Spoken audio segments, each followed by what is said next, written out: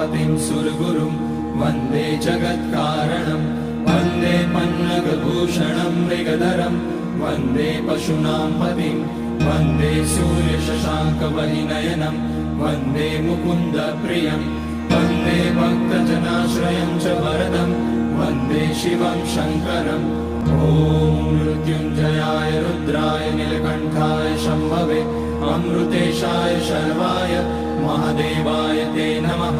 नमस्तेस्तु भगवन् विश्वेश्वराय महादेवाय त्र्यम्बकाय त्रिपुरान्तकाय त्रिकाग्निकालाय कालाग्निरुद्राय नीलकण्ठाय मृत्युञ्जयाय सर्वेश्वराय सदाशिवाय श्रीमान् महादेवाय नमः।